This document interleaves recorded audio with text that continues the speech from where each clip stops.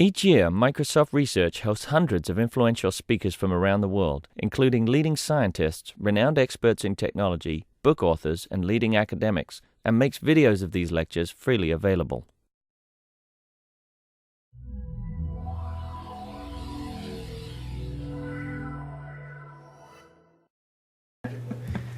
Good morning. I'm Stefan Soroyo. I'm a researcher in the networking group here at MSR. It is my pleasure to introduce today Alex Noren, who is a professor at UC San Diego. Many of us know Alex. I want to mention sort of two things that are impressive about Alex. He's been working on a number of hard problems in both operating systems and networking, and sort of at the intersection of them, distributed systems. And his work sort of won Best Paper awards, I think 2 awards at SIGCOMM and 1 of those DI, which I think is very impressive. Without further ado, go ahead, Alex. All right. Thanks, Stefan. Okay, so I sent Stefan and I think some other folks here a list of about 4 things that I could talk about. And I don't know how to take it, but they said, no, none of those, thank you. We'd rather hear about this. So by special request, I'm going to tell you about some work that, in all honesty, my student, Daniel Turner, did, along with postdoc Kurlevchenko at UC San Diego. And Stefan and I, as usual, we sort of sat back and kibitzed and complained and cajoled. And so this is the result. So any misunderstandings or mistakes are mine, and all the data and work are the students'. So with that, this is a talk we like to call California fault lines. So basically understanding what causes network failures, and in particular what caused network failures for the California Research and Educational Network, which connects all of the universities, including UCSD, in the state of California. So first, why did we get into this? Right, so I don't tend to be someone who measures and models things just because. The reason that I got into this is we spent a lot of time thinking about network services, and of course, ILDs are the important things about network services, and availability in particular is something that people care a whole lot about, especially if they're trying to make money. And it turns out, through a whole bunch of people who I had nothing to do with, have claimed and documented that actually network failure dominates the end-to-end service availability for a lot of very important web services on the network. And so you want to know, well, what's actually causing this network failure, and what could you do about it? So any interesting service exists in some data center or enterprise network, and then it's connected to the broader area internet. And we're academic researchers, and so from our point of view, and I realize this is probably an inverse graph for those of you in this room, but for us, at least at the university, this sort of data center port of it is sort of proprietary, and it's hard for us to get a hold of really good information about what goes in there, especially what fails in there. So we sort of started on the easy side, which is the internet. Sort of there's limited data available, but we sort of wanted to start here and say, well, what causes network failure? How often does network failure actually occur on the internet? And then we can begin to answer questions about, well, what's actually going on, and what can you properly blame on the network, and what is other causes of availability disruption. So to be clear, basically the goal of what we were trying to do is to understand what's failing, why is it failing, and so in order to do that, we need to reconstruct sort of a history of the network failure. So in particular, what links are failing, what devices are failing, how long did these failures last, what impact did they have, and so forth. And then the big picture questions we're trying to answer are, how often do things fail? How much are they down when they do fail? What are the operational impacts? Is it a redundant link and nobody cares, other than the operators that have to go fix it? Or is it something that actually takes something out of commission? And the reason I care about this is, we design a lot of systems, a lot of protocols, and then we have to write an evaluation section where the reviewers like to point out that we haven't actually evaluated this in a realistic scenario because, well, what do we have? Let's assume that failures are Poisson, IAD with some lambda. This is all crap, right? So what we really wanted out of this was a failure model that we could then put into our next OSDI paper or next SIGCOMM paper and say, look, here's a real failure model. Whether it's representative, I don't know, but it's real. Here's 5 years worth of failure from one real network. So that's what we're going to get at the end of the talk. So what I'm going to tell you about today is how we did that, how we actually came up with such a model. So what do we know about failures? Well, big failures show up on Slashdot. Right? So if somebody actually cuts a transatlantic cable, if the Boston Harbor tunnel blows up, something like that, everybody knows about it. Unfortunately, by the time it gets to Slashdot, there's not a lot of useful detail in there.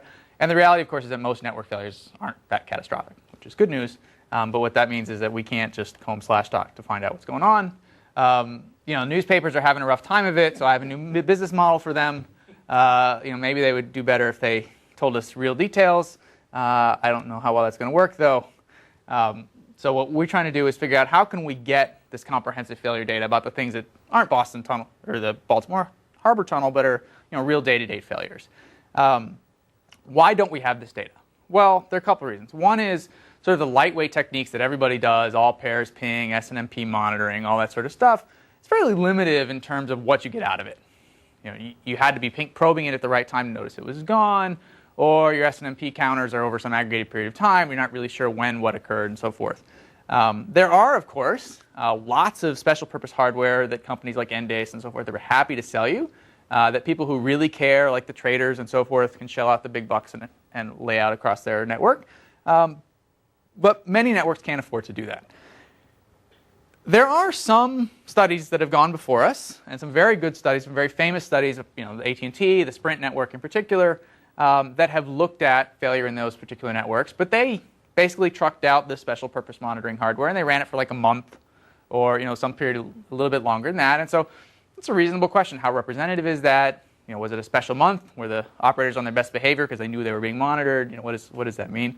And then, of course, there are what we believe is a large chunk of networks that would love to have this data, but they're just underfunded and overstressed, and they don't have the time to do it sort of correctly, with all this high quality infrastructure. So we're going to try and find some way to take Joe Blow network with the normal operating overheads, with the normal monitoring infrastructure, and get out sort of real fine-grained data. So what I'm going to tell you about today is a methodology we developed to basically reconstruct a fine-grained failure history of a network using just the stuff that's laying around, right? Stuff that operators happen to have in their back pocket anyway, no special cards, no special monitoring hardware, nothing like that. And then we're going to use that methodology to analyze one particular network where we happen to be able to pay the operators to ship us 5 years worth of data. So let me be clear, what is a network failure history as far as I'm concerned? So it's going to be a time series of layer 3 failure events. Right, so for those of you who aren't up on your ISO stack, right, that means at the router level, does a router consider a link usable? Right, so I don't know physical layer, I don't know layer 2. I don't know whether it's because a bridge broke or somebody unplugged an Ethernet cable. I don't know, and I don't care. What I want to know is operationally, can I use a link or can I not use a link? That's what I care about from my point of view. Because remember, all I want to do is simulate or evaluate an application, and it doesn't care what broke. It just wants to know whether it's working or not. And then, because we'd like to be able to do something about these failures, figure out, was it something I could have routed around and something I needed to worry about, where it's possible, I want to know what caused it. Was this an intentional thing? Was the manager actually just taking this down because they needed to upgrade it, in which case they presumably had planned ahead? Or did a bulldozer show up and nobody was expecting it? And most importantly, what's the impact? Right? So the networks are well designed in general, including the California Educational Research Network, surprise, surprise. And so most failures don't actually matter, right, from an end user point of view. Stuff still works. The routing protocol works. The network recovered. Right? So maybe we don't care so much. So we'd like to know, we're going to have this huge pile of failures, which one matters, which ones don't, and can we tell the difference? Right? Yeah? If a router fails, are you going to consider all the links working or not working? Well, if you have a router that fails open and keeps forwarding packets, I'm fine with it. I assume what you mean is the router fails. In that case, we're going to consider it down, and we will. I'll talk about a little bit later how we aggregate failures. But the answer is we're going to count as a whole bunch of failures because each one of those links is going to fail. But then we'll also aggregate it together at a larger say and say this was a POP failure or something, one router failure. But so yes, it's a failure, and it's actually many different types. Okay, so let me be sort of a little bit pedantic and just because I don't want to get too far into the talk, make sure we all understand exactly what we're trying to chase here. Right, so here's an imaginary little network with 4 routers, right, and they're connected across some set of links. And again, I don't care whether it's Ethernet or Sonnet or Serial or Carrier Pigeon. All I care is that these routers route packets. Right, and up top here is what I've been told and come to understand most operators have, which is sort of their management box, right, which is basically where all the routers report anything interesting. You think of it as a big giant syslog, right? It's got all the logs from the various routers, right? And so in California, that happens to reside in, I think, Fresno. There's some place in the middle of the state that just collects this stuff. So each one of these routers has a configuration file. Right? And if you've never seen a router configuration file, don't worry, I'm not going to show you one now, but here's a very little snippet which basically describes each interface on this router, what is it, it's a gigabit Ethernet plug, and what's the IP address that it's using, and what's a net mask. Right? And so for those of you who can do the quick math, this is a point-to-point link, right, which basically tells you this is the IP address on this end, and if you do the net mask, you know what the IP address on the other end is. Right? So we have enough information to sort of piece together this link. Right? Every router is going to have such a thing, so we have this pile of configuration files. Okay, now suppose we have a shark attack. Right? So basically there's some underwater cable across the Bay Area, and a shark bites through it. Right? This link is gone. Okay? What's going to happen in the network? Well, any router worth its salt is going to generate a link state announcement saying, hey, this interface just went down, and this is going to get routed through the remainder of the network that's still working and collected at this central repository. Similarly, the other end of the link is going to do the same thing. Right? Now, if the network operator is not asleep, it's going to notice that this link is down. It's going to dispatch some repairman to wherever that link was, actually fix the link, and the network's back and operational. And then, of course, the router is going to do its thing, going to send its 2 messages, and the routers are happy. Right? Now, because this was interesting, right, shark attacks don't happen every day, the network operator is probably also going to send an email to his friends and buddies and say, hey, cool, I now have a shark's tooth. Right? So in the California network, it just turns out, and we got lucky this way, that the operators have a little bit of discipline, and this thing is a little bit structured. Right? And so every event is going to have basically some plain text, but it's going to give us sort of rough start and end, ballpark time about what happened, going to tell us what's the scope of this thing, this event that occurred, and they actually are going to tell us a little bit of impact. In other words, what happened because of this failure. In this instance, it actually didn't matter to the end users. Right? It was just a loss of redundancy. Things were fine. There was a real failure, but the end users didn't notice any change in availability. Okay, everybody clear on the sort of the pile of data that we have? Right, so I'm going to assert at this point that the syslogs, the configuration files, the operator emails are sort of laying around.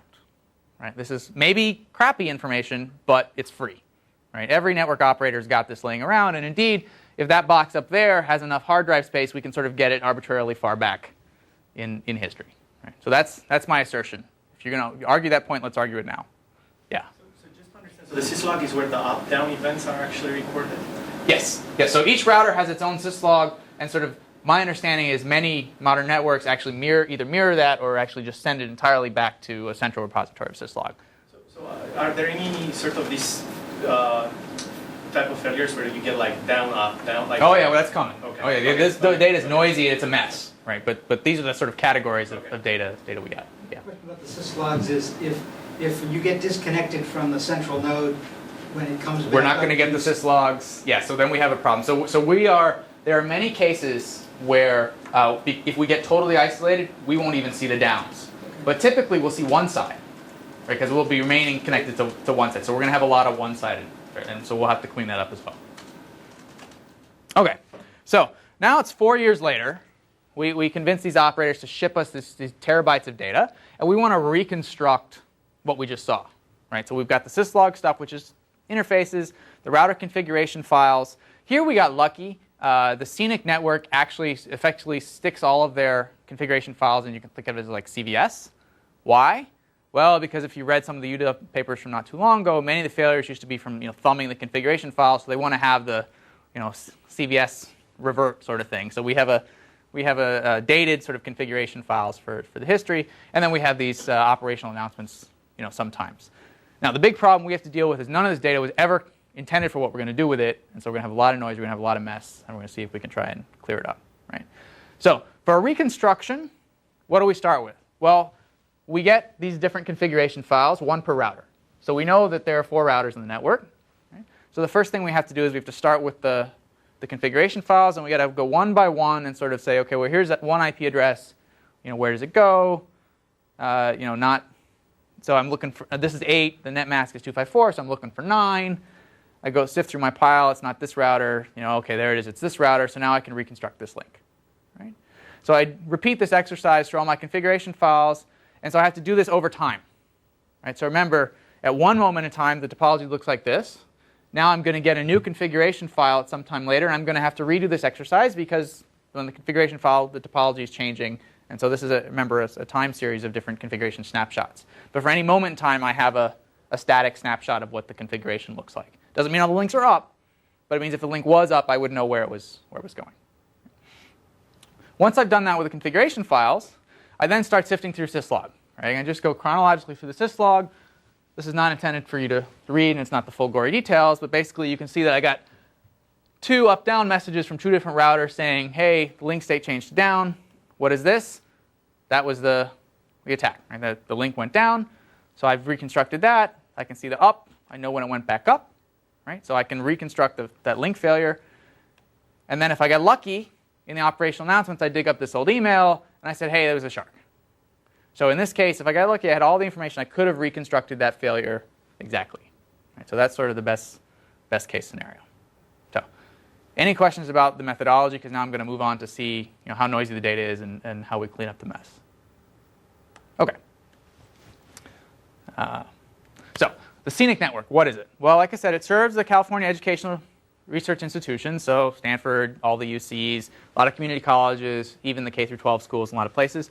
Turns out to have 200 different routers, 542 ISIS links. If you're a router geek, you know what that means. So basically, it's a fairly rich topology. We got 5 years of data, which after we analyzed, it turned out to have about 63,000 individual failures in it. So I'm not going to make any claims that this is representative, but it's a lot of data. And so we think that what we do learn is a realistic and comprehensive failure. Whether or not this is the best managed or the worst managed network in the world, I don't know yet. Yeah. And do you know what the layer 2 looks like? Is it mostly Sonnet? Is it? We do know what the layer 2 looks like. I'll get into some of the details in a minute, but basically you can think of it as a lot of Sonnet, a lot of point-to-point serial, and then a whole bunch of Ethernet in the POPs. But I'll get there in a minute. Nothing weird. No satellite links. No directed wireless or anything like that. Right? Okay. So here's the answer. Right? What is this graph? Right? So this is a time series from 2005 to 2010. On the y-axis, it's just a lexigraphically sorted set of links. Right? So this is all 542 of those links. Right? And then there's a black dot, or it's actually a line, but it looks like dot compressed over this time, when a link is down. Okay? So in a perfect network, it would look like this. Right? Does it mean they had a perfect network for this period of time? Unfortunately, no. They had a disk failure on their logging machine and could no longer provide us with this failure. So you can color this all black. I chose to color it all white. We could color it pink, whatever. Basically, there's zero information for that period of time. Right? But for the rest of the 5 years, we can see when things have failed. Right? Now, immediately, if you look at it, maybe not immediately, but after staring at it for a couple years like we have, things start to jump out at you. So you can see patterns in these dots. Right? So you start to see vertical lines. Now, what's a vertical line? A vertical line means at one point in time, sort of a large number of the links all seem to go down together. Right? So from a network operator point of view, this is nightmare. Right? This is not a happy situation. Now, the good news here is that this time axis is pretty compressed. So this actually isn't instantaneously. This is actually over the course of a couple weeks. And for this particular instance, I'm highlighting it because we happen to know what happened. This was a routing parameter change. They were basically diddling with their ISIS weights, and so they had to have a rolling update throughout the network. This particular instance was a San Fran pop, and they did it at LA and so forth. So you can see the failure sort of rippling through the network. Right? So vertical bars are bad. They don't happen too often. But when they do, we usually can tell you what was caused. Conversely, sometimes you'll see these horizontal lines. Right? So if you zoom in, what you'll see is it's rarely actually one long line, because that would be like something that had failed for 3 months. What it typically turns out to be is a bunch of consecutive short failures. Right? So if you've ever done any work with routing, you understand things called flapping. And failures and links go up and down and up and down. In this particular instance, this was an optical amplifier that was sort of flaky. It was just on the edge of tolerance, and so it would have sync, it would lose sync, it would have sync and lose sync, and it took them a month or two to actually figure out what was going on. Right. So this graph to us is sort of the end result. Right? So now I could take this graph, I can build a mathematical model for it, and I can say this is what a real network, how a real network fails, and so forth. So at this point, you should be looking at me and saying, I don't believe you. Right? This was built from a bunch of crappy data. You threw up some dots. Are they true or are they not true? Right? So now what we're going to do is I'm going to go through and figure out whether or not we can believe this data and how can we inspect this data and figure out whether it's right, wrong, or otherwise. And then we'll come back later and say, are there interesting trends in the data? But first, let's figure out if we can believe the data. So why wouldn't we believe the data? Well, as was pointed out earlier, right, syslog messages are just routed over the network. It actually turns out they're sent over UDP. I don't know why, but this is a common idiom in networking, which is that when things get bad, like things get even worse. Right? So when the network gets congested, we lose packets, which means we lose packets from the routers complaining that things are going bad. Right? So when things go south, we lose a lot of stuff. We lose messages. If we lose links that completely isolate portions of the network, we're going to lose all record of what happened over there. The good news, it turns out in the Scenic Network, that never happened. In the entire 5 years, we never had a period of time where we had an entire bisection of the network. So we always saw at least 1/2 of every failure, we believe, to the extent that we were able to make such an argument. I'll show you in a little bit how we can make that argument. So comment, I forget who asked it about, do we see 2 ups, 2 downs? This happens all the time. So what's the problem? So think of time here on the x-axis, and we're reconstructing the state of a given link. I don't care which link this is, LA to San Francisco, whatever. Right? And what we want to do at every moment in time, we want to be able to say definitively, was the link up, was the link down? Right? So we're traversing through our system log, and we find at time 0 we have a message that says this link is now down. Okay, we believe it. The link is down. And then at time 1, we find another message in syslog that says the link is up. So we make the assumption, okay, the router said it went down, the router came back up. Between time 0 and 1, we didn't hear anything, so it was down. Seems pretty reasonable. Right? Similarly, then if we see another down message, we're going to make the assumption the link is up. So the black lines here output the green and red are the input of the syslog. The problem is when we get 2 downs. Right? Well, what happened? We really don't know. Right? So one thing that can happen is a message loss. There could have been an up at time 2.5 that didn't make it because of UDP or whatnot. Right? Unfortunately, it also turns out to be the case that for a lot of reasons that are really uninteresting unless you work for Cisco, routers like to remind you that the link is still down. Right? And so there could have been no up, and it's just yet another syslog message about the link being down. 4 years later, we have no idea. Right? So what we're going to do is we're going to declare, don't know. We're going to say we know nothing about the state of the link between 2 and 3. Right? Once we have a consistent sort of sync on these up-downs again, we'll start declaring things about the state. If we have 2 ups, we have the same problem.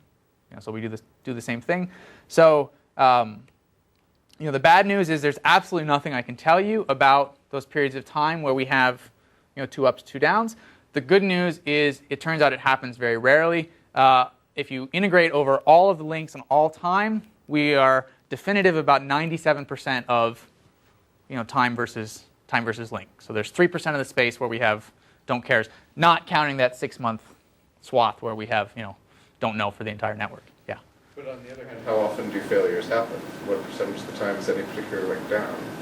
A very, very small percent. So Scenic doesn't want me to actually tell you what that number is, although there's enough data here you could reconstruct it for yourself. But a small fraction. But if it's under 3% of time, let's say 1%, then you could be off by a factor of 4. If 3% of the time you'd have no data, and maybe those are all. So you are saying in the worst case there could be a correlation between the fact that I got 2 ups from the fact that something was really, really hosed in that network. Well, more likely 2 downs.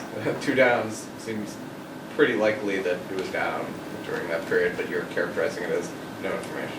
Okay, that's a fair argument. So if you were to add on the 3% that we don't know to the epsilon, which I'm not not going to say, then it's 3 plus epsilon, which might increase the error by not an order of magnitude, I will say.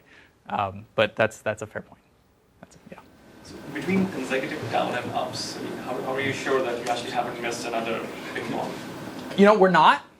But again, if you multiply 3% and 3% of 3%, the probability of us, again, I'm making some bogus IID assumptions here, and we're not, right? So I'm going to talk about in a minute how we've tried to validate this data, right? But this is a problem. So good skepticism, and I'll come back later, and we're going to use some external data sources to try and see if, because if that were happening a lot, then we'd be claiming links were up when they were down, or vice versa, right? So the worry is if we totally miss an exchange, we're completely wrong, and so we'll have to, in a little bit, we'll see how we can try and figure if that's happening. Yeah. So isn't Scenic a public institution? I don't know what you mean by that. So. Well, I'm wondering why is it that they don't want Oh, you I to mean, know- we don't want to kick our friends while they're down. I mean, they were really nice. They shared us with all this data. The number is small. Okay. It's not down a lot. We don't want to kick it. Yes, there's no reason why. I just don't want to walk around saying, their network was down X amount of the time. Right? Yeah. You said besides the up-downs, you also have the operator comments. Wouldn't those help to resolve a lot of them?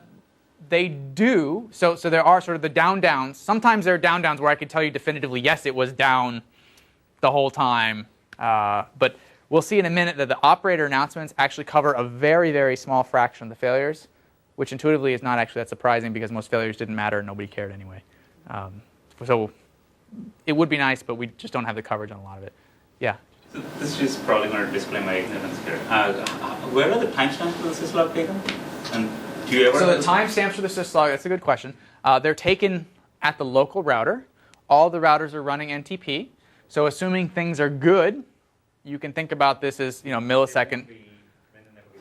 I'm sorry? So it won't be if the network is ever really bad. And as I said before, we never had a time where the network was entirely partitioned.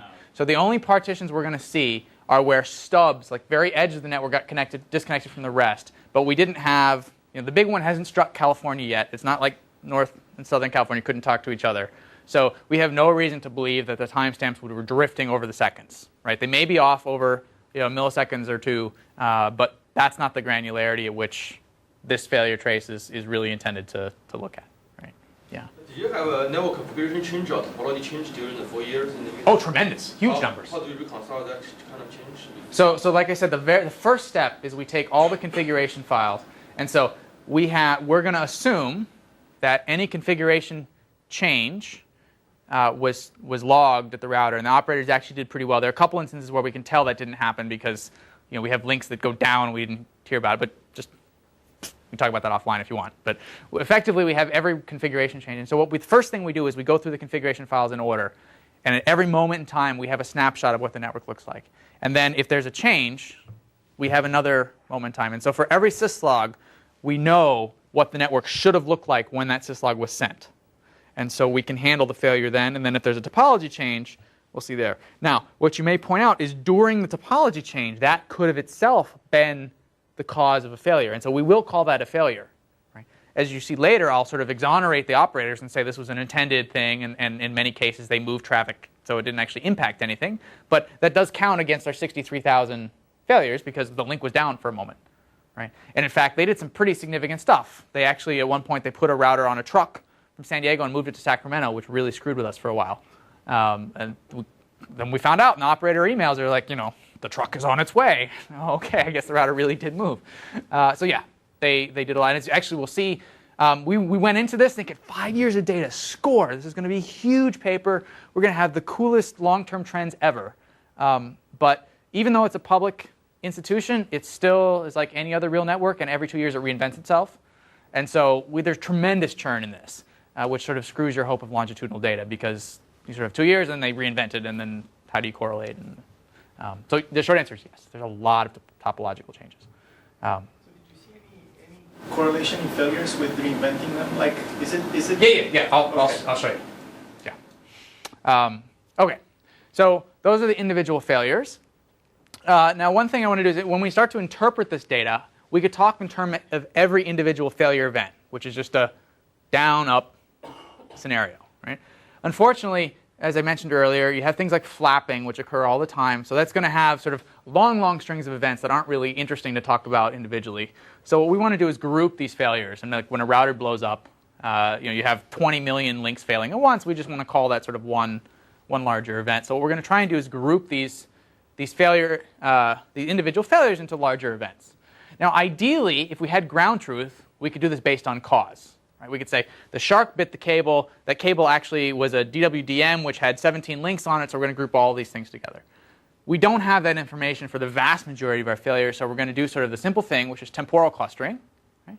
And we're basically going to say, if we have a simultaneous failure, where the time actually coincides within some epsilon on the left and right, and it's in the paper. I actually forget what it is, but it's on the order of a second or two. We're going to call that simultaneous. Similarly, across an individual link, if the link goes up and then it's down and then it's up and then it's down and it's up and it's down, like that optical amplifier failure I talked about before, we're going to coalesce those as well. Right? Now those happen all the time, and we don't have cause on a lot of it because a lot of times the operators didn't even notice it, right? Because things had to flap for a long time until somebody picked up the phone and said, what's going on here? So what we want to try and do is figure out, well, what's a good threshold in order to group consecutive failures on the same link? Right? So here is the first CDF of the day. And I apologize, this talk has a lot of CDS for my taste, but that's what happens when you look at real data. So what is this? This is the time between failure events. So this is each point corresponds to an individual failure event. This is an up, up, down, up. On the x-axis here is logarithmic, right? Time from sub 1 second all the way up to a year. Yeah? Is this time between events on the same link, or time between events over all links? Time on each link, per link. Right? And then on the y-axis is CDF. Right? And so what we did is we sort of looked at this graph, and we stared at this graph, and we consulted the oracle, and we, phase of the moon and whatever, and we said, we're going to go with 10 minutes. Right? This is not based in science. This is based in looking at this data and thinking where we care to drop it. I'm going to argue that you can move it between a couple minutes and an hour, and it doesn't matter a tremendous amount. If you moved it way down here, it's going to change things a little bit. But what we're going to say is if you have a failure on the same link within 10 minutes of that link going down again, we're going to group those together and call that one event. We're going to call that flapping. And so if you have a run of up, down, up, down, up, down, where each time between those up, downs was less than 10 minutes, we're going to group them together. Right? And so what you can see is that like 75% of the failures are part of a flapping event. Right? So by doing this aggregation, we've cut down on the number of failure events tremendously. Right? We've effectively cut off 70% of our events into larger groups. Right? So what you can see here, I'm going to talk a little bit in a minute, but the network is actually composed of 3 separate networks from the operator's point of view. Right? So they have their backbone, which we call here the DC network. This is the green line. And this is essentially what you and I would think of as the network. This is the links connecting LA to San Francisco and Sacramento and everything like that. Right? It also turns out that Scenic is in charge of the routers for the K through 12s, for the community colleges, for the universities that don't have their own IT staff. So that's called customer premises equipment. That's CPE. And so the red line is going to correspond to links between the backbone and sort of the smaller institutions. Right? And as you'll see later, they're going to have a little bit of a different failure characteristic, which might not be surprising if you think about the institution, their budgets, how much say they might have in things, and how quickly squeaky wheel, that sort of thing. Right? And then the other line we're going to have here is this blue spotted line, which is the high performance research backbone. Right? So Internet 2, National Lambda Rail, all these sort of high-end, very, very high-speed, bleeding-edge research networks. They're managed by Scenic, and they're part of HPR. And so those will also have a different failure characteristic because they're not production. Right? People are using these, but they're using them for research, and so there are different expectations about their failure and so forth. So I'll separate those more later. But in terms of flapping, it actually turns out that all 3 of them have a sort of similar characteristic, which makes us very comfortable about calling this flapping because they're all running over similar technologies, and if you believe it's optical amplifiers and that sort of stuff doing weird stuff, that should have similar characteristics.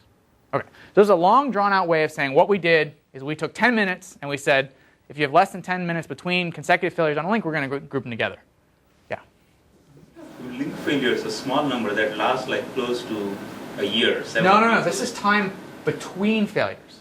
So there are a small number of links which never fail within a year. Right? They were just rock solid. Right. In fact, this doesn't actually go to 100. Right? There's like 5% of the network that never went down in 5 years. Okay. Yeah? I mean, what about the other end of the tail, the lower tail? Is Mac slow? My Mac is being extremely slow. It doesn't like CDFs either. It grudgingly shows them. So you're saying, what about this like 8% that's failing in sub-seconds? So it turns out if you have a hardware level failure, like an optical amplifier or a wire that's like shorting, I mean, these things happen milliseconds, up, down, up, down, up, down, up, down. What does that really mean? That you create a lot of syslog for no good reason. I mean, so we'll come back to that in a minute, right? So basically what we're going to see is we could see 10,000 events, right, which occurred in the space of 3 minutes, right? What did it mean? Well, it's only 3 minutes of downtime, right? So each one of those individual failures doesn't mean a whole lot, but grouped together, they meant 3 minutes, right? Now, it might have been on a redundant link, and so it meant effectively nothing to the customer. So I'm not arguing that this graph has sort of any implications about where we're trying to go. I'm justifying my 10-minute number that I pulled out of my arse, right? Because I'm saying this is how we came up with 10 minutes to call flapping, because we said most of the stuff happens really quickly. It's sort of we want to get to the tail where presumably somebody actually had to fix it, right? If things went up and down less than a second, no operator had anything to do with this. This is some weird thing that's happening in the network, and we don't know, but we're just going to group it together. You know, it needs to get to human timescales before we can believe that somebody fixed it and then it broke again. Does that make sense?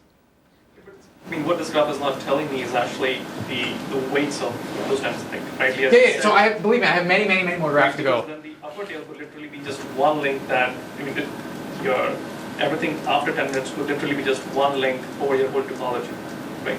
Well, so we have 500 and some links. That distribution is not clear here, right? I mean, so that's what I'm essentially trying to understand here, that in terms of the weights, when you pick up a threshold of 10 minutes, I mean, what, in terms of your topology, what fraction is that representative of? What fraction is it representative of? Right, so I mean, is your upper tail being affected by the outliers effect? Okay, so I apologize that I'm really not understanding your question. So let me present some other graphs which I think actually have something interesting to say, and then we'll come back to this one. Because this graph says nothing about impact. This says nothing about importance. It says the only thing I want to use this graph to say is that there are a lot of failures. Again, this is the time between failures on the same link. So there are a lot of links that are going up and down on timescales that are too small to believe that a human operator is actually involved. There's just something about the hardware that's making it go up and down, and we just want to group those because we're not going to claim that an operator is in there every 2 seconds doing something. Yeah. So two questions. One is a follow-up on Navin. I guess what Navin was saying was this graph could be result. Suppose you had only one link in your network that ever recorded any failure events. Okay. You would still potentially, well, I guess in this case 3, one from each of your networks. Right. You would still get a graph like this. So it's not saying anything about how different links fail. Oh yeah. No. I don't want. Like I said, I don't want to take anything away from this graph than justifying my 10 minutes. Okay. That's all I want from this. The other question was, I guess this was my original question. So what's the longest time between a failure event and operator fixed it event? You want to know the longest time to repair. Yeah. That graph is coming. Okay. So just to give you a little bit more comfort in terms of doing this grouping thing. So how many events are actually in these groups when I do the collapsing? Right. So most of the events are only like 10 failures, but there are some like really long where they're literally like 10,000 up downs. They got grouped together, and that's just because an optical amplifier or something is just really on the edge of tolerance. Okay, so that's the grouping, failures to events. We did the grouping. Everything I'm going to tell you from now on, unless I make a point to say this is not grouped, is after we've done that grouping to collapse out the sort of repeated failures. Okay, popping up a stack. Where were we? We're talking about reasons why we might not believe our data. So the other reason we might not believe our data is it's all based on these configuration files. Right?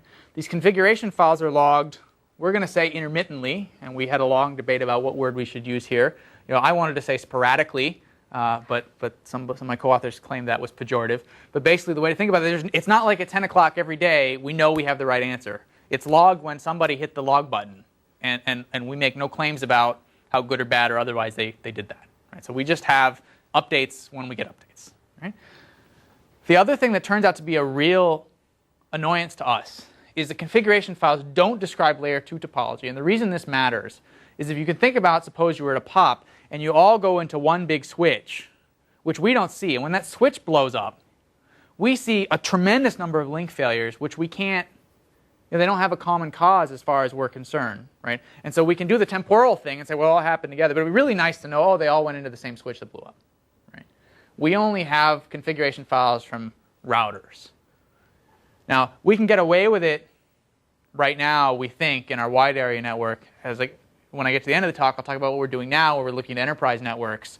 And this doesn't work for enterprise networks. Right? For data centers, for things where all the interesting stuff is going on at layer 2, we're gonna need to do something different. But for us, we don't have layer 2, but we can sort of fudge our way through. Yeah. Did all of your links have exactly 2 routers on them, or did you have any like LANs with 10 routers that you have to decide? So again, because we're looking at IP routing, you can think of every link as having exactly 2 routers, because the way IP routing works is I have a next hop. And even if the physical topology I'm sending it over is a bridge, is a bus, I think I'm sending it to one person. So the virtual topology we're working with, it looks like a point-to-point link, whereas the underlying hardware, in many, many cases, is actually a bus. But you have pseudonodes in there then. So because when you get one of these LAN-type topologies, you create a pseudonode that's sort of a non-existent router. You're pretending you're sending it to a router and then out to another one. No, I mean the way ISIS works is it's actually going to construct a mesh of links. And so what we may have is an overcount. In other words, there may be just a star topology, right? And where you'd really like to again elevate that bridge and say that's a link, or that's a node in a network. But since we don't have it, what we see is this huge connected mesh, and so that's what we see instead.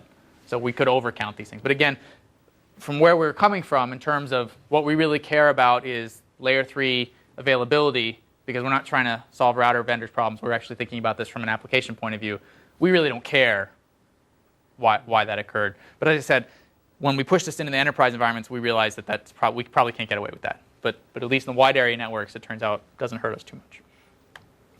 Okay, and then the final one, and this is the one where these operational announcements, they're great. Although the student who had to read 7,000 of them may not agree, but they're totally not scientific, right? There's a huge, we say, selection bias, right? Operators write about what they want to write about. If they thought it was interesting, if they happen to have time that day, they wrote the email. If there's no email, it doesn't mean that it wasn't important. It could have meant this was so freaking important that they didn't have a moment to send the email. We don't know, right? Yes? No, sorry. Oh, okay. You're bored. I should move on. Okay. Right. And then,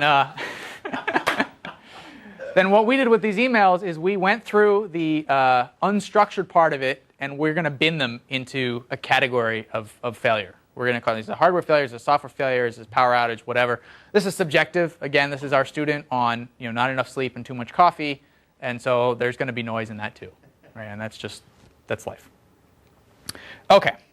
So now that I've built up all these worries about why you shouldn't believe our data, I'm going to try and justify that our data actually seems consistent and seems correct. Right? So what can we do? So the first thing we might ask ourselves is, are we comprehensive? Are we actually catching the failures? Because there were a number of reasons suggested why we might miss total failure events. Right? So the first thing we did is say, well, let's do internal consistency. Let's start with our operator logs. If I have an email, they probably weren't sending out bogus operator log. If there's an email that says something was down, dollars to donuts, it was down. Right? So we took a random 1%, because there were a lot of emails. We didn't make the student do all of them. A random 1% of these announcements said, OK, go look at our reconstructed failure trace and see if you actually see that failure. Right? 97% of them were there. That's a good number until you think about the 3% that weren't there. What happened? Right? So the operator said there should be failure. We didn't find it. Okay? Anecdotally, I can tell you the reason for all of them. But since we only did 1%, you should ask about the other 99%. But here's the intuition. A lot of these failure events said, we are going to swap a line card. It may cause impact. Right? We didn't see anything. So we declared that one of the 3%. They may have swapped the line card in such a way that it didn't cause the line to blink. They may have gone home early that day and not actually swapped the line card. Right? We didn't then look for any subsequent announcement that said, oh, last Tuesday didn't happen. We didn't do that sort of processing. So when operators declare intent, we have no way to make sure they actually did it. And a lot of these instances, and the majority of these, were cases where they did something where it said, this may or may not happen. Right? We're going to try to change the software. We're going to try and move a router. It may have a disruption. And of course, they're trying desperately not to have a disruption because they're good operators. Right? And so that's what the 3% is the majority of. Right? Of the 1% we actually sampled, there was no email message that said, a router blew up a shark bit the cable that we didn't see. The ones we didn't see were of this, we're going to do this, and we have no way to verify. Again, the other 99%, there may have been shark failures that we didn't see. We don't know. Yeah? How do you swap out a line card without causing a line card? That was a bad example as soon as I said it.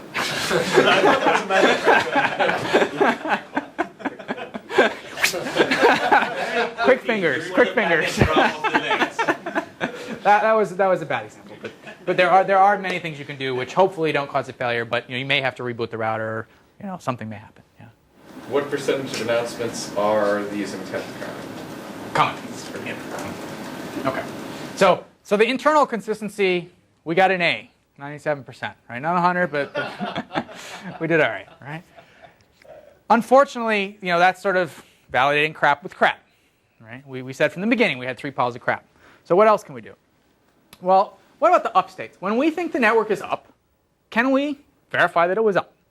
Well, the problem is we were dealing with 5 years ago, and there's not a whole lot of data sources for 5 years ago for networks that weren't trying to do this. Right? So one thing we do have, everybody has, because they provide a great public service, is down the road from us, CADA conducts what used to be called SKITR, and I guess there was some sort of property IP wrong with that, so now they have to call it ARC. Still the same thing. It's a project which basically trace routes, some representative node in every /24 in the internet unless you opt out. Right? Scenic didn't opt out. Right? But again, they were doing nothing special to monitor Scenic, so Scenic was just one of all these other networks in the world. What we did is we took a 6-month swath of that data, right? Not during the months where we said the entire network was up, one of the other periods of time, and we looked for probes that actually went over the Scenic network. So this was 2 different types of probe. One that actually was probing an IP that Scenic owned, and the other was probing an address that had to traverse Scenic on the way through. Right? So if you were probing UCSD, you had to go through Scenic. It wasn't a Scenic address, but you had to go through us. Right? So the good news is there was no instance where a SKITR probe traversed our network that we said a link that would have had to use was down. Right? And the nice thing is SKITR has traceroute, so we can see exactly the layer 3 link. So we can go one-to-one, and every time the probe made it, we said all those links were up. Score. Right? Unfortunately, if you do the integral under the curve about the amount of time that was covered by even these 75 million probes over 6 months, it's not a lot of coverage. Right? So I'd like to stand here and say, we validated our upstates. I can't really do it with a straight face. Right? We took a random sample. The SKITR guys took a random sample of time and their probes, and every one of their probes made it. We said, yes, it was up. Right? We couldn't do the downside. Right? If SKITR probe didn't make it, that probe traversed a lot more of the network than us. Right? So just because their probe didn't make it didn't mean the link should have been down. So we didn't even try that. Right? Because we didn't want to, I'm doing a lot of fancy step in here. I didn't want to try that one. Right? If SKITR probes didn't make it, we didn't ask because we didn't know why the probe didn't make it. Maybe it failed elsewhere. Maybe there was congestion. We don't know. All I'm saying here is every time a SKITR probe made it, our link state for all the links that probe traversed was up. Yes? But that seems surprising to me. I mean, if you missed an up event, if your time sync was a little bit off, it seems like at some point if okay, well, so remember again, this epsilon that we're down is small. So, the network is actually up almost all the time. So there just weren't a lot of events. So. There weren't a lot of failed probes. Right? Sorry, there weren't a lot of, the time over failed. The network's not down a lot. Right? So, maybe it's surprising. Good, we did it. But if you want to be critical, I'm not claiming this is at all comprehensive. We got that part. Yeah. Does SKITR change the traceroute destination, or is it the same traceroute? Yeah, no. Over the period of 6 months, they try different things. I'm going to be honest here. I don't know the details of how SKITR chooses its addresses. Some of them are the same address all the time. Some of them they have a pool of addresses. It is, however, true that the set of routes from outside of Scenic to any particular network is unlikely to change dramatically over the course of our thing. So in terms of what they're probing, it's a lot of the same links over and over again. And I'm not going to claim that there was a comprehensive coverage of our network either. Right? We didn't set this up to do this. It's just crap. How did we validate 5 years ago? This is what we had. Right? So this, yeah. How do you determine when the traceroute occurred? SKITR has that. But is it like from start traceroute until end traceroute, or is it per probe for each hop? Are the it's a trace route, right? So it's got the latency in milliseconds, And it's got like the moment I kicked it off, and then this hop took this many milliseconds, this hop took this many milliseconds. You only check the Scenic links, or you check the whole? No, we only check the Scenic links. That's all we care about. We have no data about anything else. Right. Assuming the probe made it, so we know all the links worked. But to determine the time, you took the start time of the trace route, and then you added the spliced- latencies, and then you got that little interval, and that's the one. Okay, I get it. So is Yes, that sir. all the Scenic router actually replies to ICMP? Send the ICMP back? No, again, these are not pinging Scenic routers. What Skitter's doing is it's pinging end hosts. And that ping has to traverse links that include links between our routers. Yeah, but all your routers have to send the ICMP unreachable or TDI expired. Well, Skitter actually doesn't really use ICMP. I mean, it plays nasty tricks now. So I hear what you're saying. And I don't have the details of whether there are parts of our network that don't respond, and so they didn't get covered. Like I'm saying, I'm not claiming this is 100% coverage, but we didn't have anything systemic like that. Like, Skitter works through Scenic, right? There may be portions that don't respond properly, and I don't know, but in general, it works. So we could use this, right? But it wasn't comprehensive. So again, this is just ups, right? So what about the downs? Well, validating downs is hard. Right? And I'm going to argue this is fundamental because, again, networks are designed not to show you when they're hurting.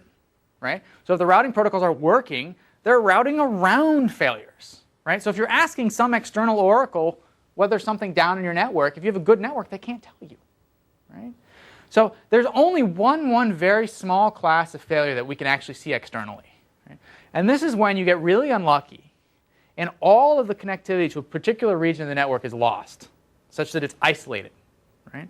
So if you have a part of the network that is only connected with one link to Scenic, and that link goes down, we lose it, right? So this will happen a lot in like K through 12, community college, and so forth, which are all multi-homed, and that one link to their router goes down, then they're isolated. Right? Now, unfortunately, most of those are part of a larger AS, and so unless you happen to try and ping to them, you would never know, right? But sometimes you get lucky, and the thing that was living off that edge was actually its own AS. Right? And in that instance, BGP steps in. Right? And so BGP, if you're not familiar, it's an internet routing protocol which basically announces or de-announces, hey, I know how to get to a certain network. And so if we have a stub AS that gets isolated in Scenic, then Scenic is going to announce to the network, hey, I need to withdraw a route because I can't traverse packets anymore to this network. And thankfully, there's a bunch of people at the University of Oregon that run a project called Route Views, which basically tries to listen to all BGP over all the world. Right? And so we went back in time, and we got their 5 years worth of dump, and we combed through it all looking for BGP announcements for ASs that either Scenic owns or were advertised if BGP announcements have a path.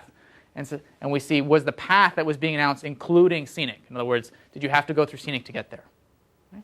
And we found 147 instances. So let me make sure that I explain how these numbers are coming forward. So 147 failures in our time series that we constructed. We believed there was a link that was cut which should have caused a network, an AS, to be isolated. So we would expect a BGP withdrawal to have been sent. So of all of our failures, only 147 times over 5 years, pretty good network, are we expecting someone to have been isolated such that a BGP message would have been seen? Okay? So then we went through route views. 5 years, we're looking for these 147 events. Okay? We found 105 of them. I don't show you the percentage here because it's not an A. Right? So then the other question is, what happened to those other 42 isolation events? Okay? Well, the truth, of course, is I don't know, but I'm going to make some stuff up here for you. So half of those, about 20 of them, were all the same network. Okay? So our conjecture is that network secretly has another uplink to the world that we didn't see. Okay? We tried to ask. Unfortunately, this network was part of the many years ago, and the people who knew are no longer with us. So this is our conjecture, take it or leave it, that it was actually multi-homed and we just didn't know it. Right? And Scenic was actually their backup link because it was pretty bad. It went down 21 times. Right? The other 20, if you're interested, I can talk to you offline. I got stories for each one, but honestly, we don't know. We just don't know. Right? But BGP has lots of policy filtering and so forth. The one thing I will say, if you do understand BGP, let me say this. The route views listener closest to us is actually 2 ASs away. there's a bunch of BGP policy filtering going on. So there's a lot of reason to believe that the withdrawal announcements just got filtered because of policy, but that's down in the weeds. I'd talk to you offline. Yeah. So for the first 20 where you suspected that they might have a backup connection, wouldn't you, if that backup connection was even half decent, wouldn't you have seen it from other announcements in route views? Let me be clear, we're not seeing the withdrawals. So we think it was a statically configured backup, so it wasn't actually dynamically being addressed, dynamically being announced. As part of other bigger networks. Okay. Oh, I see. So you think that, so was there was still? We don't know what the truth of it is because, like I said, we tried. We called the operator buddies and said, this link's causing us problems. SIGCOM reviewers are cranky. What's the answer? So I'd love to tell you, but the guy left, and so we don't know the ground truth. But given that it was all one network, we're very suspicious that there was something about this network that we just don't know. And the obvious conclusion is it's multi-homed, but we don't know. Okay. So the end result is a system we cornily called Eureka. All right. This is what we've built. And we've built a system that takes 3 pieces of information, right, our syslogs, our configs, our email, runs it through this nice package of boxes here, correlates based on time and so forth, and spits out our event history as well as a whole pile of CDFs that in the time remaining I'm going to walk through. Right? And then we did the side analysis with the BGP data from the Oregon folks to try and verify our events. Right? So, questions on the methodology, what we did? Yeah. So it seems the whole Scenic is a big ISIS domain, right? Yes, that's correct. You use BGP, but you never go on collect the IS data? Great question. So that's actually at the end of the talk. So one thing, the ISIS data we have in the sense that it's syslogged, right? So we have these syslogs which actually contain ISIS events. Every time it sends an ISIS announcement, it actually makes a syslog. So we have that historically. A question you might have is, well, what's our coverage? Is our syslog data systemically missing 98%? So what we've done since then is we have now worked with the Scenic guys, and we now have an ISIS listener within Scenic. And so as I'm speaking, collecting that data, and then we're going to repeat this experiment, and then we can actually figure out whether we're full of crap or not, because we've got the ground truth. But unfortunately, for the past 5 years, we didn't have the ground truth. But that's a great question, and we're on it. It's just going to take some time to cook. You guys actually plan your SIGCOM papers 5 years in advance? This is a story of what happens when you run into someone in the hall that says, "Hey, I have 5 years worth of crap. What could you do with it?" Right? But you really want to know this answer. We do. We've put in the ISIS listener, and hopefully, next year I can come back and tell you with a straight face, we caught 99.99% of the up downs, and that can alleviate this concern that maybe we missed a whole bunch of stuff. Right.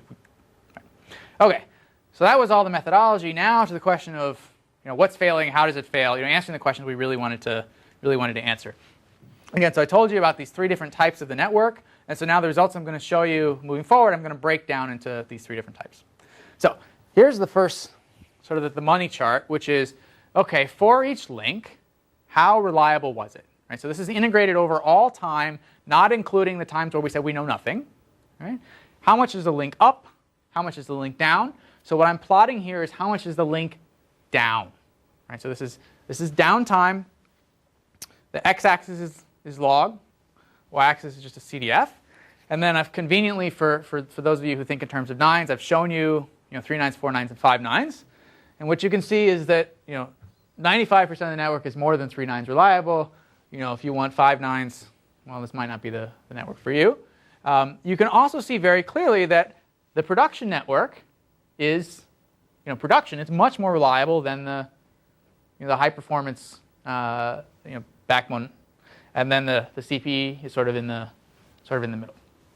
All right, so the network, you can ask yourself whether this is good, bad, or indifferent. We make no claims, but this was the longer term link reliability. Now again, what this is doing is saying for each link how reliable. This is CDF over all links, and this is not saying anything about which links are important, which links are not important, right? And you'd be really sad if the really unimportant links are in this part of the curve and the core links are way back here.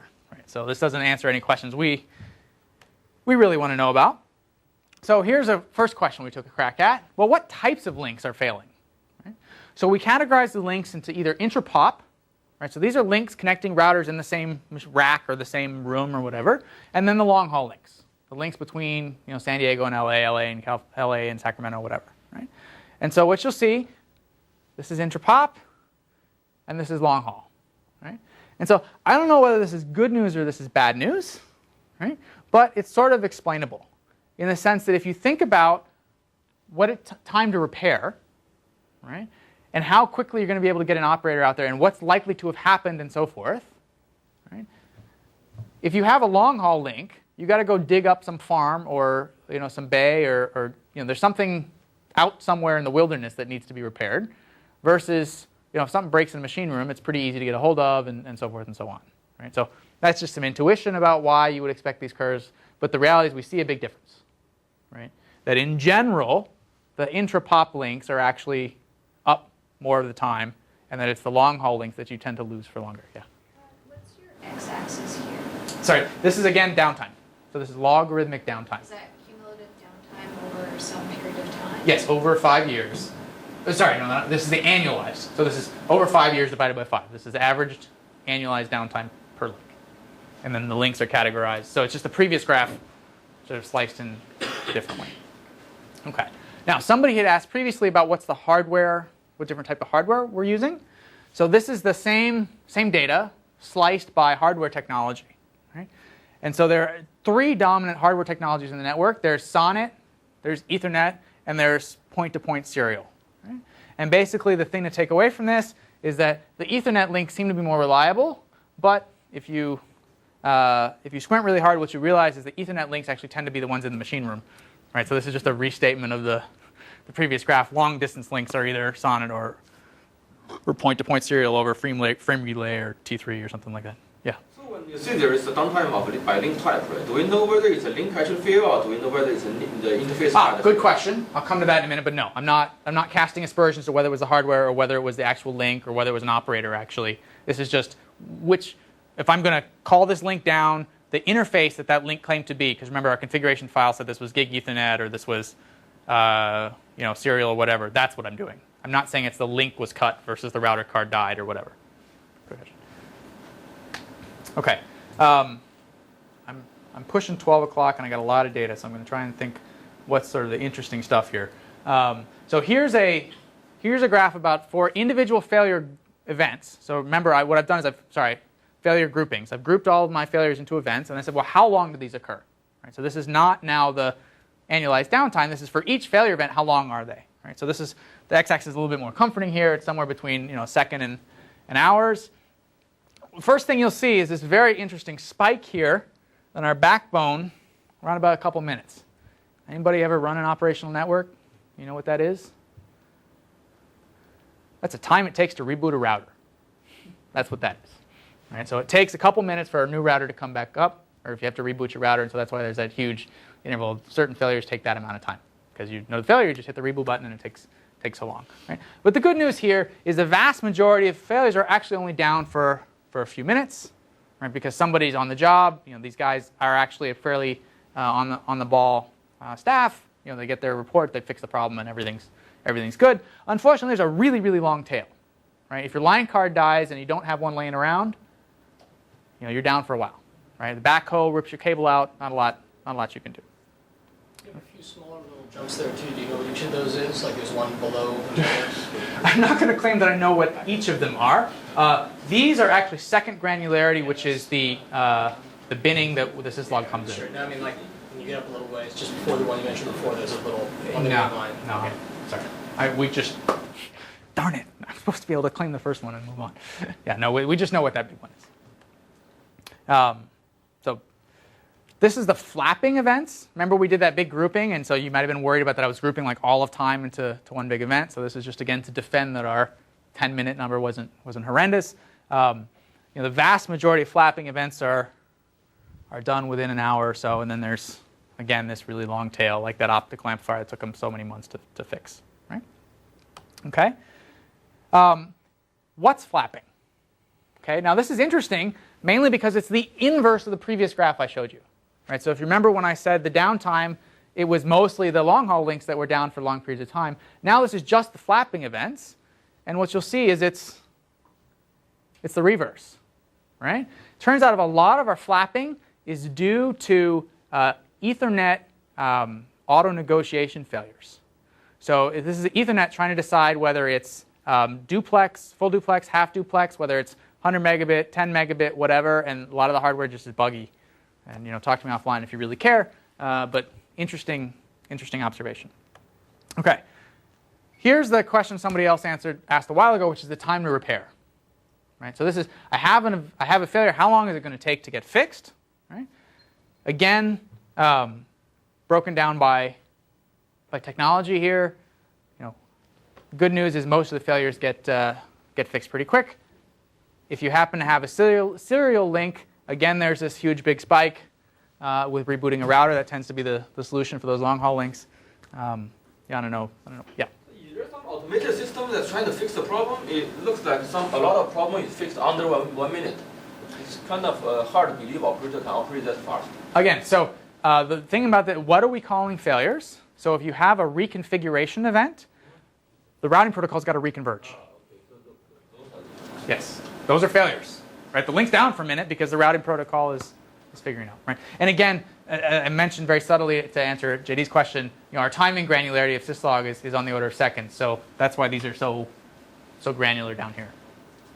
So, I mean, assuming operator operates at, say, 10 minutes time scale as you suggested, then probably 90% of the failure is it's nothing to do with operator. I agree. I agree. So in the remaining 15 minutes, I'm going to try and answer the interesting questions about the tail. Right? So great. All these failures, lots of CDFs. I could go on all day with the CDFs. I hate CDFs. So let's talk about something interesting. What are the causes? So the data we have for causes are the operational email announcements. I already told you there's 7,000 of them. Turns out there are 3,000 events contained within those 7,000. Why? Because pretty much every event has an email saying, oh, shit, and then it has another email saying, oh, it's fixed. And if it was really bad, there's some in the middle saying working. Right? So they collapse down to 3,000. Only 28% of those 3,000 events actually describe a failure. Why? Well, because a lot of them were like, oh, we're upgrading the phone network, or the water's going to be turned off in Sacramento today, or Sally's on vacation, Bob's filling in. So pare down.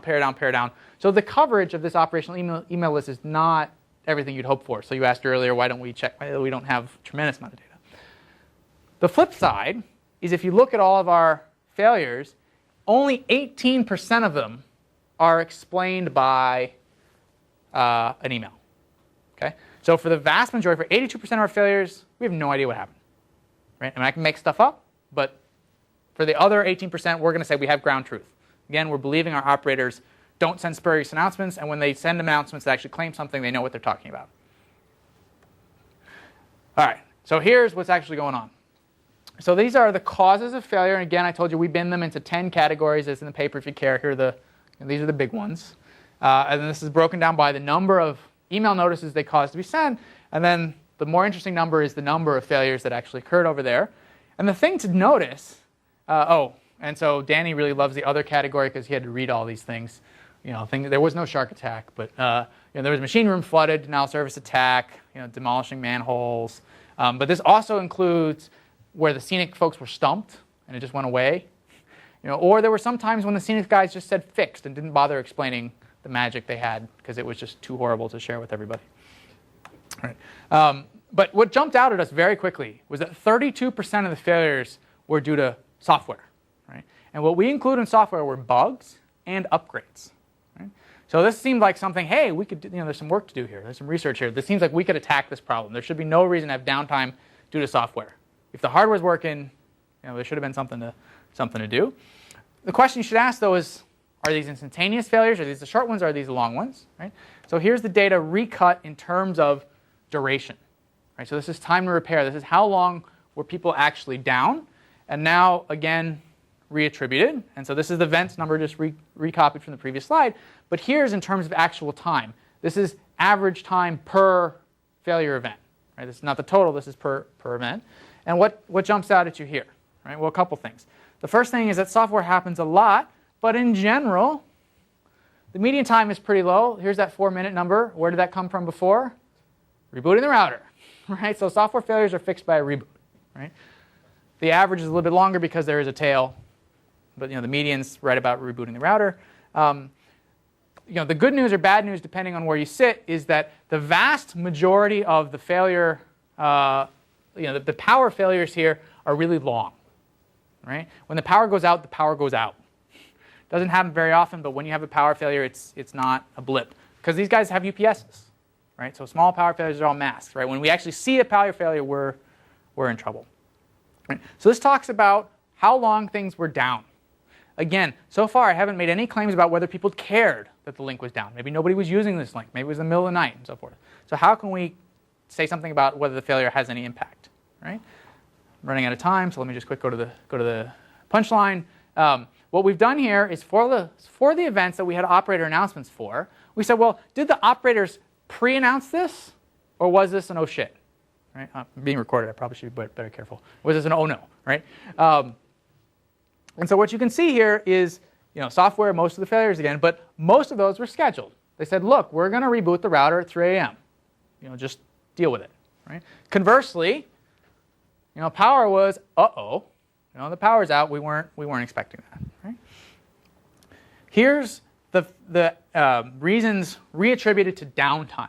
So when something was down, and this is annualized, right? So 50 days of the year total. This is not average per link. This is like if I sum up all the downtime over all the links, I get 50 days per year. And so this is what I said. You can back calculate the number if you really wanted. Hardware is the reason. That's probably good news. Right? And then most of it was unscheduled. Stuff broke. Right? Software, still down. 10 days of downtime were due to software. Most of it was scheduled. Most of it was reboots. Most of this was planned upgrades. Right? We asked ourselves, hey, when they scheduled something, did it actually work out? Right, so this is a graph of the duration of failures when the operator said, I'm planning to do something. So presumably they knew what they were doing. They were prepared for it. They had the line card right there. It was just going to be quick. Again, big spike around router reboot time, plus or minus a couple seconds or whatever to twiddle. And then there's a really long tail of, oh, I had just planned to do something and it didn't work out. Talk to me offline if you want to know what really happened for those. They didn't happen too often, but when they did, it could get ugly. Okay, so that was scheduled versus edge scheduled or unscheduled, but it's difficult to gauge, what's actually happened because again, we only have coverage for 18. So I want to go back again to those isolation events. It seems like isolation events are bad news. You never want to disconnect a network. Even if you scheduled one, that's really unfortunate. I'm sorry, folks, you're going to lose internet connectivity. It just seems like bad news. And again, we have BGP, so we can tell when they happen. Right? So this is, again, a small number of failures, because we've cut all the way down the 147 and so forth. But these are for the isolation events. These are times when we really hit our original question, which was service availability. Right? Availability is 0. The internet is off, folks. Why? Okay? Here are the causes. Power, big one. Right? Power goes out, median time 20 minutes, long tail, average of 5 hours. Hardware, right? But here again, software. What is going on, right? Software accounts for a real big chunk of isolation. Again, the median time, quick reboots of the router, the average time they're rebooting the routers, right? So actually, it turns out that a major router vendor is now working on sort of an update in place solution. They're adding extra CPUs and extra processing power just so they can solve this problem. Which is, there's no excuse for this. This was a planned thing to do with software, and we lost connectivity. We should be able to fix this problem. Okay. That's all the CDFs I want to show you. So now I want to tell you a little bit about where we're going. Right, so I mentioned earlier, we said, oh, great, 5 years of data. We're going to do all these great trends. So we produced graphs that look like this. Right, so this was what was the average link downtime over the years. And you can say, oh, look, things are getting better. Right? But coming to Sharrad's question, things were so good in 2006 that they got bored and they said, let's reinvent the network. Right? And so they reinvented the network, and then it got bad again. Right? And then things got good, and then actually in 2008 they reinvented the network again, and I guess they learned something because, But the short answer is we're not making any claims about these trends because the topology changed so drastically and the way in which they configure the network changed that it's hard to say anything. And here's another graph that we produced just to really drive home the argument that you couldn't trust it. So what is this? This is the link failure count. This is how many failures there are per link. And you look at it and you say, oh my goodness, 2009 and 2008 were great. Right? well, what actually happened in those 2 years is they reconfigured a bunch of links, and so the number of links went down because they condensed a bunch of links and so forth. So you just can't buy this. Okay. Another question people ask us all the time is, great, this is Scenic. You have this methodology. Is it general? I don't have time, so I'm going to say, yes, it is general. Basically, we took INET2, which has all this data available as well, and we ran it through. This is the answer. A lot less dense, why it's a much smaller network, right? We reran all the graphs. There's nothing interesting there. The one interesting thing we saw was that INET2 has a lot less flapping. I don't know why, but this was a really sort of surprise. I mean, it's a lot less flapping. So there's something interesting here. We don't know what's going on. Right? So where do we go from here? Well, like I told you, we wanted a generative model of failure, right? So we're taking all this stuff. The postdoc is actually a theoretician. He's building models. What I hope to be able to say to you in a couple months is you can go to our webpage and you can download a real failure model that you should use for all your evaluations going forward. We're not quite there yet. Right? We're building the comprehensive verification that you were asking about. So we now have an ISIS listener. And so going forward, we'll be able to tell how much we were blowing smoke and how much of this is actually real. Right at the moment, we're looking at the sort of other end of the question, the cloud that I said was off limits. So we've been talking about this data for a while now. We gave a talk at HP. And Jeff Mogul stepped forward and said, hey, you know what? HP just acquired EDS. We happen to manage a whole pile of enterprise networks. Why don't you send us your student? He's an intern at HP Labs. He now has access to all this enterprise data. We're learning tons of stuff I'm not allowed to talk about yet. But the high order bit is layer 2 matters so much. And so basically the methodology I described to you, it's not, redoing the methodology. But again, to me, that was a means to an end. We really want these failure models. So, look for a SIGCOMM near you. And that's what we're working on now. All right, so that's basically it. We wanted, again, where we come from, we were looking for availability models. We would understand what fails, why, what can we do about it. We built sort of a string and baling wire thing so that we could reconstruct from networks that never wanted to do this. We validated it as best as we could. We think we can believe it. And we have some really interesting data about what fails and why, sliced and diced 27 million ways. I'd be happy to answer any particular questions you have. If I didn't have CDFs on there, I'm sure I've got them in here. But I wanted to get JD up by noon, so I think I'm going to make it. Yeah. So early in the talk, you had pointed out the InfoComm 04 paper from Marco Polo. Mm-hmm. And you pointed out that you didn't know whether that was representative. Mm-hmm. So how does your data compare to? Good question. So it turns out that a lot of the trends in general are the same. So the flapping thing we see a lot of. At a high level qualitative argument, it's basically the same because we say, oh cool, let's write a paper comparing the two and showing how things have changed. And there's no paper. In the details, there are tremendous differences because the network was structured differently, and the physical layers that they were using was very different, and so forth. So at a high level, basically the way we look at it is this is reaffirming the lessons learned from there, but the devil's in the details. But the way we compare this against that work is to say, look, you don't need to spend the money to get all those Endace cards to build all this really high infrastructure. You can get the same answers out of this sort of string and baling wire approach. But qualitatively, answers are the same. Yes? So do you ever extract the data according to different vendors, the device, or which model, that kind of thing? I'd be happy to talk to you offline about that. We really don't do that in public just because we don't want to kick, we're so grateful to have this data. Yes, we have. And yes, there are smoking guns, but not on this. Yeah. So the availability that you showed for this Scenic network is what, 3 nines? Well, depends which links you care about. But yes, they're under 3 nines for almost all the links. One of the questions that it's a very high level question I had is not specific to your talk. So right, when you talk to people who build sort of systems that run in data centers, right? Mm-hmm. They want like 4 nines, 5 nines. Mm-hmm. That's inside the data center. Yeah, I know. Right. I know. But if you ask them what do they want for their end-to-end reliability, there's only so much of that they can control.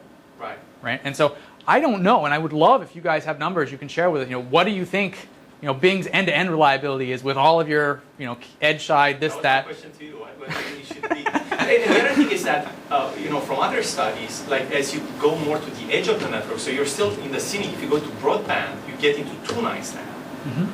And with 3G and all this stuff, God knows, I mean, these are terrible, right? So sort of the network is not. Yeah. So like I said, with the very first slide, this is a piece of the puzzle. We started with what we got, and asking sort of what do you think the right number? Like I want to have. So the right number is almost 100%. And my goal here is to figure out again. I want to design. The postdoc here, we had a SIGCOMM paper a couple years ago with a routing protocol, and the question was, how much should we engineer for reconvergence? And we had a big debate about reconvergence matters versus reconvergence doesn't matter because nothing ever fails enough to need to reconverge, and nobody knew the answer, right? And so we're trying to answer those questions. So, we're never going to get rid of the failures. What I want to know is which failures do we really have to care about because they're the ones that happen all the time, and they're the ones that we have to deal with from a service point of view, and which failures have the operators got nailed, right? Because stuff breaks all the time. Google has told us that. Anybody who runs a network knows that. But a lot of the failures totally don't matter. But can we figure out which ones matter and which ones don't so that we can engineer around the ones that do? Right, because the other thing is that nobody cares about the reliability of the links. They care about the reliability of the network. So if you've got redundant links and you can manage to get them to fail independently, then you can have then you get a lot more nines. Right. So the nines for disconnectivity, right? So the nines for when do we see BGP isolation events is higher than 5, right? But I didn't plot that graph because it's so few data points, and But so the end-to-end point of did the California Regional Educational Network disconnect people from the internet very often? No. Right. So at that level, they did great. Right. Much better than probably your and I mobile phone or anything like that. Right.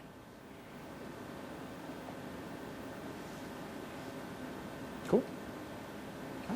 Okay. Thank you.